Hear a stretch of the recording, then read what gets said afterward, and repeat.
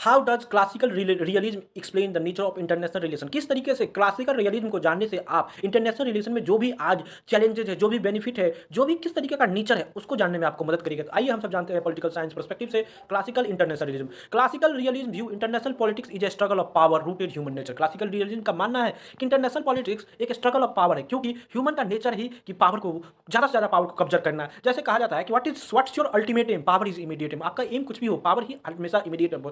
Thinkers like Morgenthau argue that politics, thinker Morgenthau ने इसने politics में क्या किया था, व्हाट एवर डोमेस्टिक और इंटरनेशनल, चाहे डोमेस्टिक हो या international, govern by objective law derive from the imperfect human nature. जो गवर्न का ऑब्जेक्टिव होता है कि हम एक ऐसा लॉ बनो जो सबको माने। State act in pursuit national, state का काम होता है कि अपने नेशनल इंटरेस्ट को ऊपर रखे, define in the term of power. National interest क्या होता है? उसका power. In anarchic international system, आज इंटरनेशनल सिस्टम में एनार्की है, where no central authority exist above the state, जहां पे कोई सेंट्रल अथॉरिटी नहीं है अबव द स्टेट। और स्टेट कौन? Survival became the primary goal. किसी के लिए सर्वाइवल ही प्राइमरी गोल होगा। पावर में भी मिलिट्री, इकोनॉमिक, डिप्लोमेटिक पावर। आपका मिलिट्री हो सकता है, इकोनॉमिक हो सकता है, डिप्लोमेटिक होता है, पर आपको अपना पावर दिखाना होगा। But ultimate determine state position global hierarchy. आप इस ग्लोबल हिरार्की में कौन सबसे ऊपर है, ये बात डिसाइड करेगा। Classical realism assume that moral principle can not be override. Classical realism कहता है कि आपके मोरल प्रिंसिपल को ओवरराइड नहीं कर सकते हो नेशनल इंटरेस्ट के लिए, एंड प्रोड्यूस सुप्रीम वर्चुअल। जो आपका सुप्रीम वर्चुअल है कि आपका नेशनल इंटरेस्ट कैसा हो। The war, alliance, balance are seen natural outcome of the classical. Neo realism, किस तरीके से आप नियो रियलिज्म को क्लासिकल रियलिज्म से डिस्कस करते हैं। Neo realism associate with Kenneth Waltz. Neo realism के बहुत बड़े थिंकर हुए केंजवाल।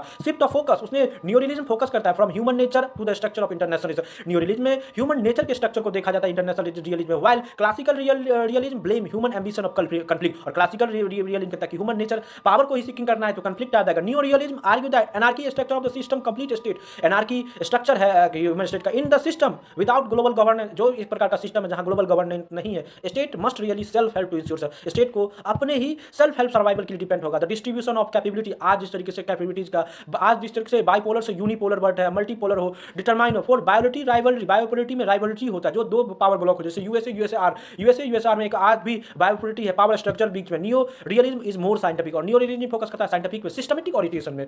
How does liberalism challenge assumption of liberalism? किस तरीके से लिबरलिज्म आ जाने के बाद जो पहली की विचारधारा थी रियलिज्म, उसको चैलेंज करता है। Liberalism present more optimistic view of international politics. Liberalism बात करता है इंटरनेशनल पॉलिटिक्स के ऑप्टिमिस्टिक व्यू का, inspired party by the Woodrow Wilson. Liberalism बात करता है वुड्रो विल्सन का मॉडर्न वर्ल्ड ऑर्डर का। It argue cooperation is possible despite anarchy. जो लिबरलिज्म है कि एनार्की होने के बाद भी कोऑपरेशन पॉसिबल है। Liberal emphasise international institution. Liberalism का मानना है इंटरनेशनल इंस्टीट्यूशन बनाएगा, वहां पे एनार्की होगा लेकिन वहां पे कोऑपरेशन होगा, इकोनॉमिक इंटरडिपेंडेंस होगा, डेमोक्रेसी की बात करेंगे, इंटरनेशनल लॉ एंड मैकेनिज्म के द्वारा हम रिड्यूस कॉन्फ्लिक्ट करेंगे। अनलाइक रियलिस्ट का मानना है liberal do not see state as a only actor. Liberal realist का कहना है कि लिबरल लोग स्टेट को एक एक्टर के तौर पर नहीं देखते। International organisation, multinational corporation, civil society influence by global